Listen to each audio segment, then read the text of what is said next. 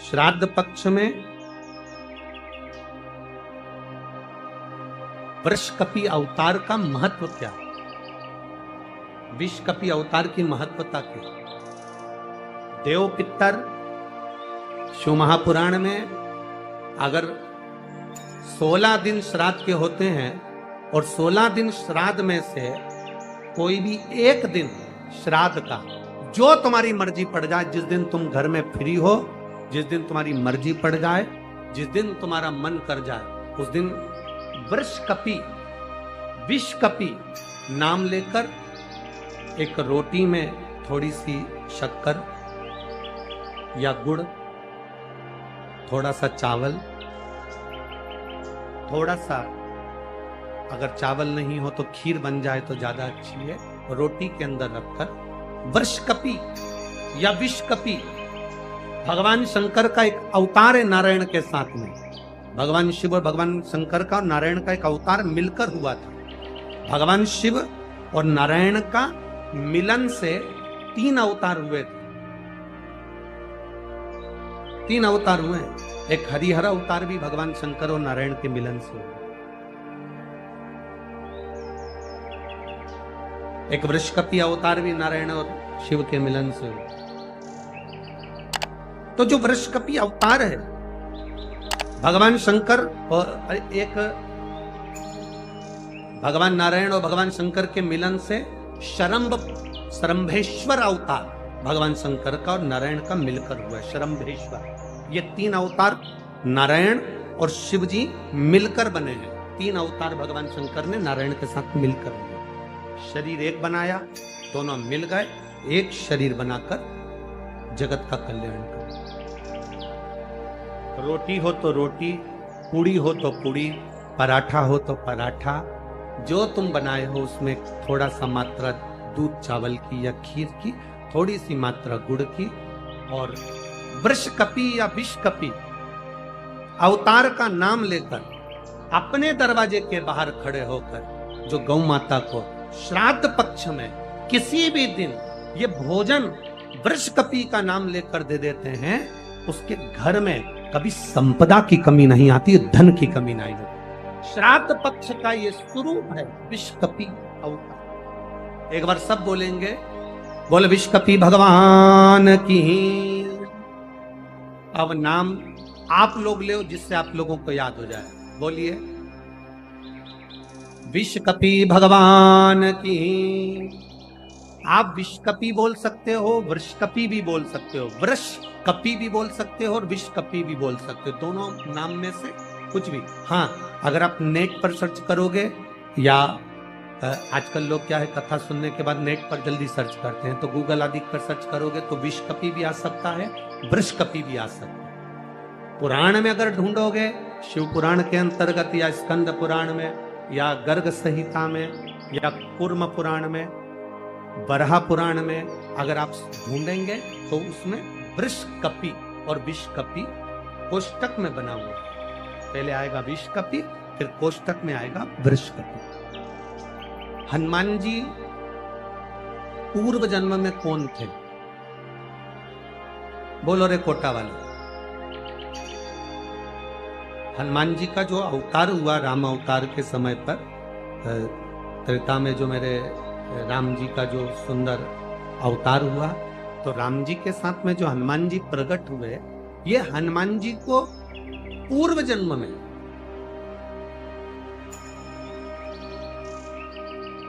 पूर्व समय में जो हनुमान जी को ये बानर का रूप मिला है, राम अवतार के समय पर हनुमान जी का जो स्वरूप प्राप्त हुआ, ये हनुमान जी पूर्व समय में किस रूप के अंतर्गत हनुमान जी को ये रूप दिया? ये किसका अवतार है? ये किसका स्वरूप है? ये किसका अंश अवतार है? कई लोग कह देते हैं ये शंकर भगवान के अंश स्वरूप हैं, शंकर सुवन केसरी नंदन। पर शिव महापुराण जिसने दिल से सुनी हो, जिसने पढ़ी हो, जिसने स्मरण किया हो, तो हनुमान जी का जो पूर्व का जो भाव है वो विषकपि अवतार, जो भगवान शंकर और भगवान विष्णु ने एक अवतार लिया था जिसका नाम था विषकपि अवतार। कौन सा अवतार है? विषकपी, जिसको लोग वृषकपी अवतार भी कहते हैं। कोई उसको विषकपी कहता है, कोई उसको वृषकपी अवतार कहता है। जब भगवान शिव जी ने और भगवान नारायण ने दोनों ने मिलकर इस सुंदर रूप को धारण करा था, कपी का मुख धारण करा था और एक असुर का संहार किया, जिसको वृषकपी भी कहा गया, जिसको विषकपी भी कहा गया।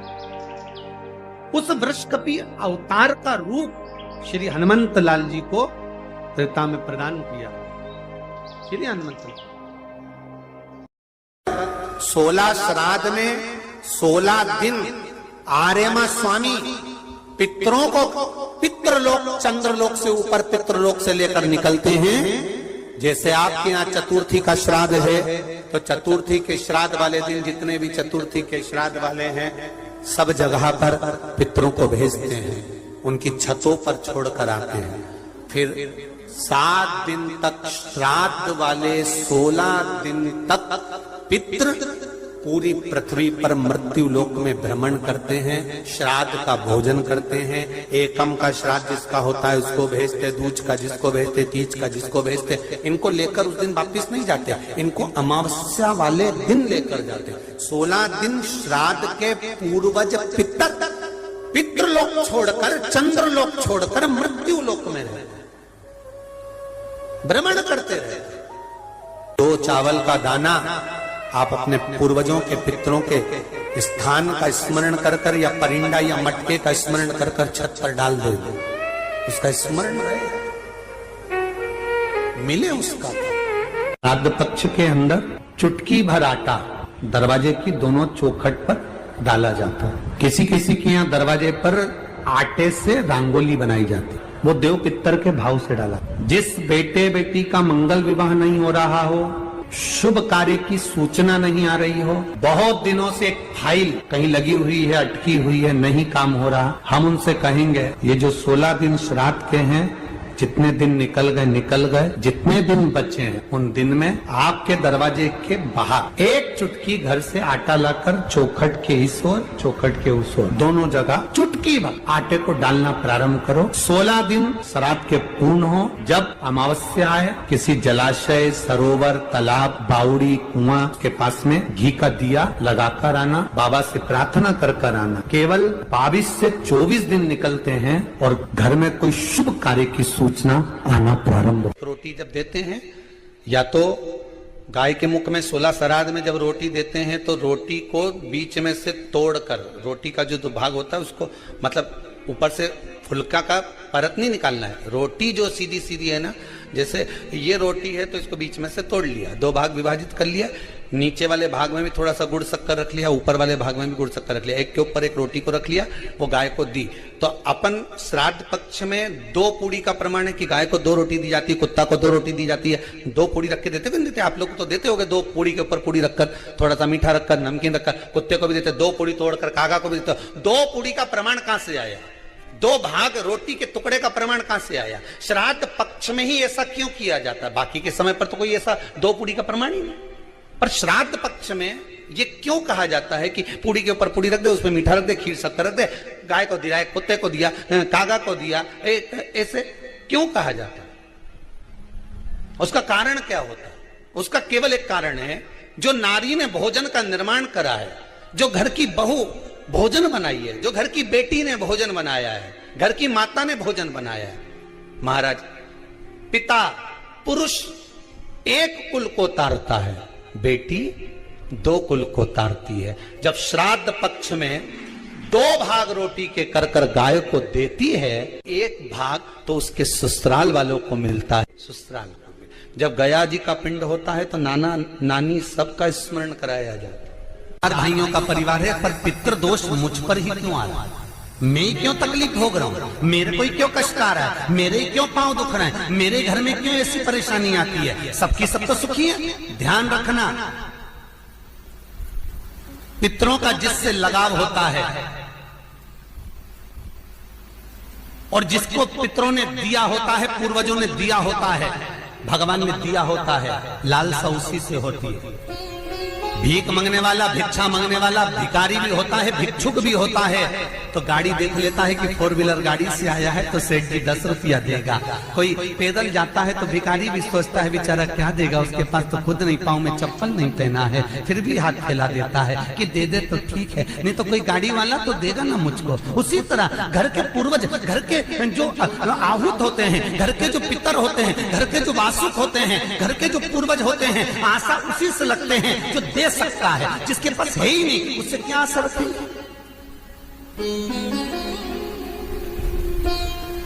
जिसके पास कुछ है ही नहीं उससे आशा रखना क्या? के लिए कुछ भी नहीं। हम हमारे पूर्वजों को क्या मत दो ना, इस्माइल तो दे सकते हो।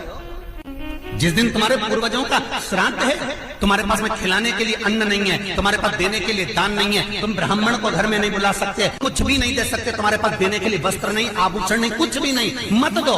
निवेदन है बस चेहरे पर प्रसन्नता रखकर, एक निवेदन है कि चेहरे पर प्रसन्नता रखकर उस दिन अपने पूर्वजों को याद जरूर करना और कह देना कि आप ही का दिया हुआ है जो हम खा रहे हैं, हम पर करुणा करना। हमारे पास कुछ भी नहीं है, डब्बे में से गुड़ या शक्कर निकालकर अरे गैस को लाइटर से जलाकर उसकी अग्नि में छोड़ देना, पर 2 दाने शक्कर के छोड़ना जरूर, जिससे वो जीवात्मा दरवाजे पर आकर भूखी ना जाए, उसके मुख में कुछ तो चला जाए और वो जीवात्मा तुम्हें आशीर्वाद दे जाए। तुम्हारे पास कुछ ना हो तो इतना तो दे सकते हो साहब, इस्माइल तो दे सकते हो, प्रसन्नता तो दे सकते हो, मीठी वाणी तो दे सकते हो, अपने पूर्वजों को याद तो कर सकते हो, अपने इष्ट को याद तो कर सकते हो, जिसने दिया है उसका गुणगान तो गा सकते हो। श्राद्ध पक्ष में विषकपि अवतार का महत्व क्या है?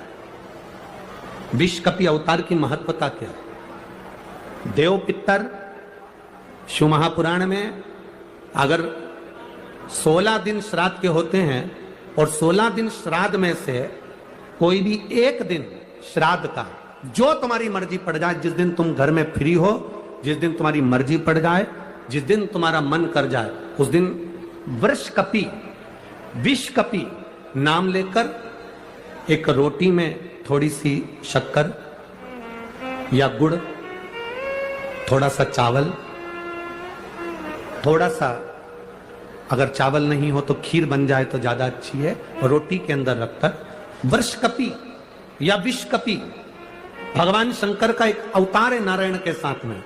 भगवान शिव और भगवान शंकर का नारायण का एक अवतार मिलकर हुआ था। भगवान शिव और नारायण का मिलन से 3 अवतार हुए थे। 3 अवतार हुए।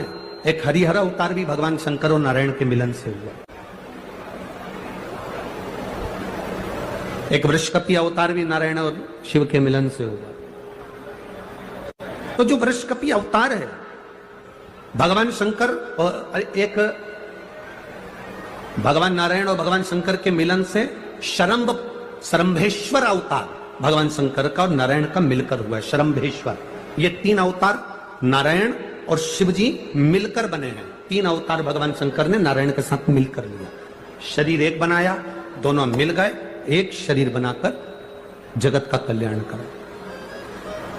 रोटी हो तो रोटी, पूड़ी हो तो पूड़ी, पराठा हो तो पराठा, जो तुम बनाए हो उसमें थोड़ा सा मात्रा दूध चावल की या खीर की, थोड़ी सी मात्रा गुड़ की, और वृषकपि या विषकपि अवतार का नाम लेकर अपने दरवाजे के बाहर खड़े होकर जो गौ माता को श्राद्ध पक्ष में किसी भी दिन ये भोजन वृषकपि का नाम लेकर दे देते हैं, उसके घर में कभी संपदा की कमी नहीं आती, धन की कमी नहीं आती। श्राद्ध पक्ष का ये स्वरूप है विषकपि अवतार। एक बार सब बोलेंगे, बोल विषकपि भगवान की। अब नाम आप लोग ले जिससे आप लोगों को याद हो जाए। बोलिए विषकपि भगवान की। आप विषकपि बोल सकते हो, वृषकपि भी बोल सकते हो, वृषकपि भी बोल सकते हो, और विष देव पितर कथा का ये सबसे सुंदर संवाद है विषकपि अवतार। पुराण की कथा सुन ली तो पितरों को समझ जाएगा कि पितर है क्या। सारे लोकों में सबसे सुंदर लोक है पितर लोक। कारण क्या है? तुम्हारे यहां दिवाली साल में एक बार मनाई जाती है, देवलोक में दिवाली साल में एक बार मनाई जाती है, नाग दीपावली के दिन। पितृलोक में दीपावली रोज मनाई जाती है। कारण, पितृलोक में दिवाली रोज क्यों मनाई जाती है, उसका कारण क्या होता है?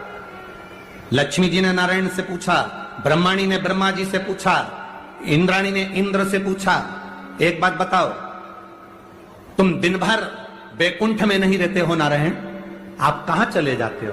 भगवान विष्णु ने कहा, मैं बता नहीं सकता कि मैं दिन भर कहां जाता हूं। नहीं, आज तो आपको बताना पड़ेगा कि तुम दिन भर कहां जाते हो, तुम दिन भर रहते कहां हो, कहां पहुंच जाते हो दिन भर, आपको बताना पड़ेगा, ये आपको बोलना पड़ेगा। भगवान नारायण कहते हैं, मैं नहीं बता सकता। सुबह शाम घर पर आते हो, दिन भर गायब रहते हो, आखिर जाते क्या हो? पत्नी पति से क्यों ना पूछे?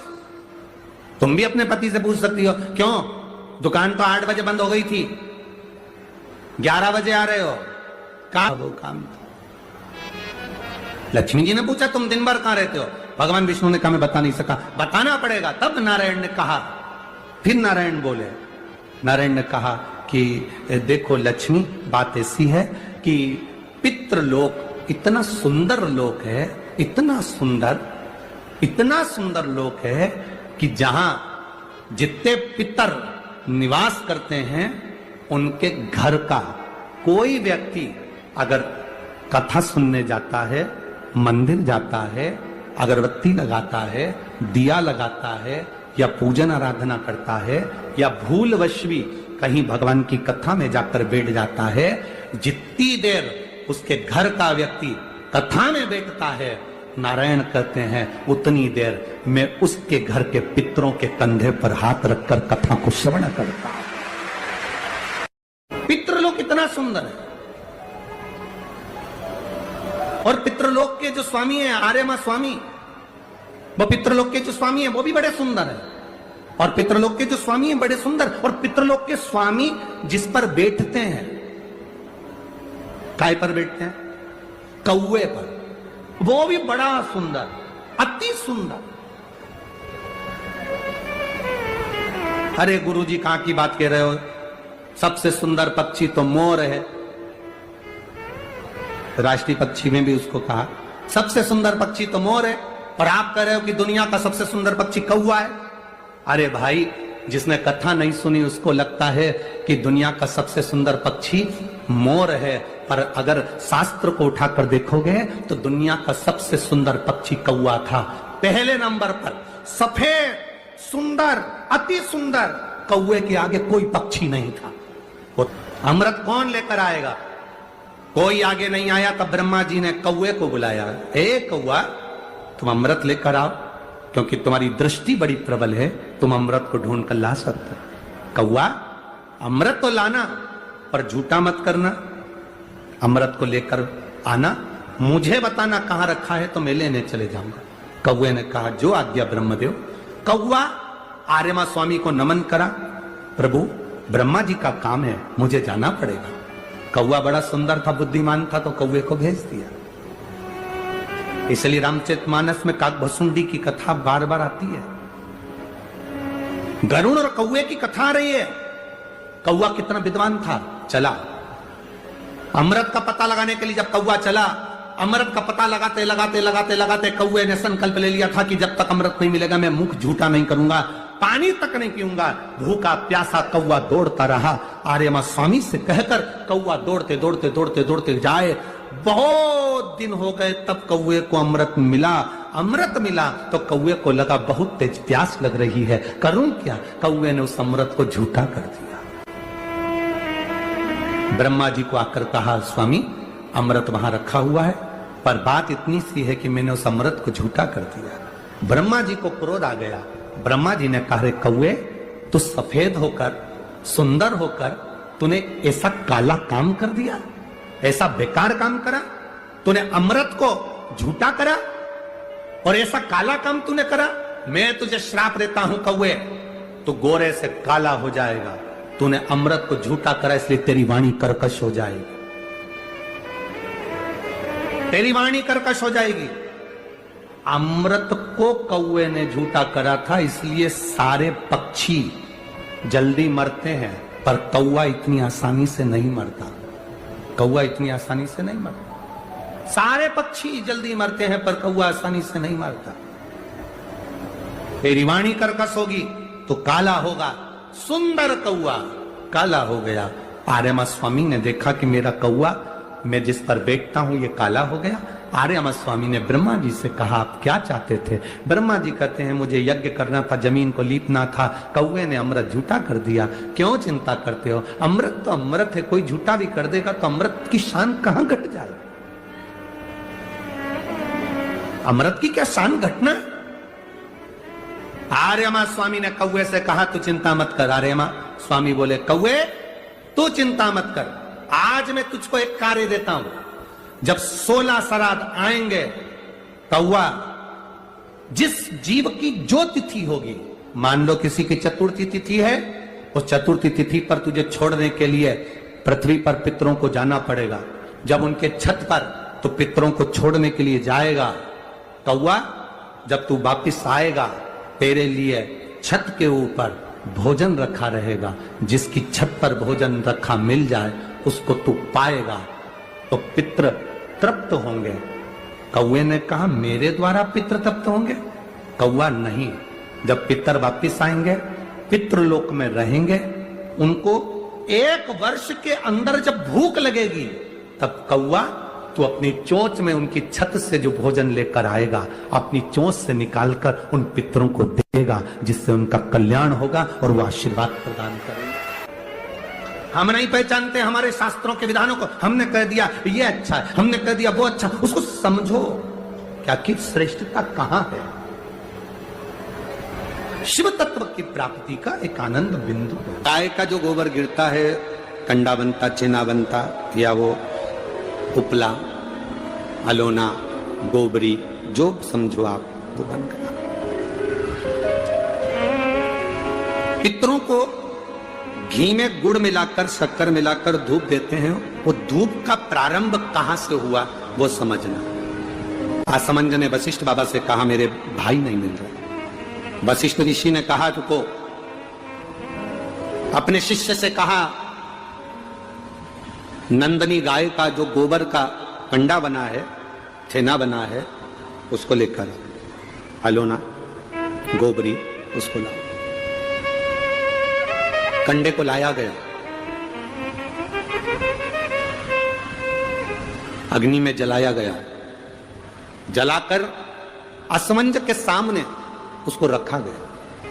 उसमें नंदनी गाय के दूध का घी बनाकर उस कंडे पर छोड़ा गया। कंडे में से जो धुआं निकला, जो धूप निकली, जो तरंग निकली, जो सुगंध निकली, वशिष्ठ बाबा ने असमंज से कहा, सुनो, ये तरंग, ये धुआं, ये गंध इस कंडे की, गाय के गोबर के कंडे की, उस घी की तरंग जहां जा रही है, वहां तुम जाओ। इस तरंग, इस सुगंध के पीछे पीछे जाना, तुम्हें तुम्हारे भाई प्राप्त हो जाएंगे। असमंज उस तरंग सुगंध के पीछे पीछे पीछे पीछे पीछे पीछे खुशबू लेते हुए सुगंध धुएं के पीछे पीछे जाने लगा।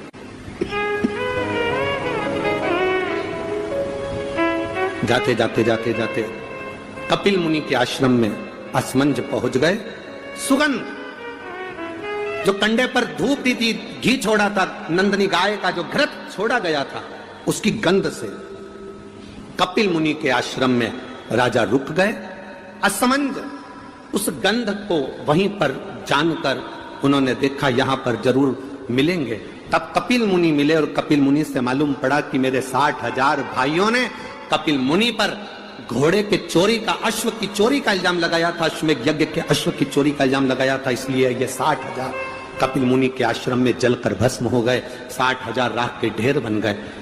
असमंज ने कपिल मुनि के हाथ जोड़ लिए, गुरुवर मैं आपको नमन करता हूं, मेरे भाइयों से गलती हो गई, आप पर चोरी का इल्जाम लगा दिया। निवेदन केवल इतना है कि अब मेरे भाइयों का कल्याण कैसे होगा? ये मेरे 60,000 जो भाई मरे हैं, इनकी मुक्ति कैसे होगी? इनका मोक्ष कैसे होगा?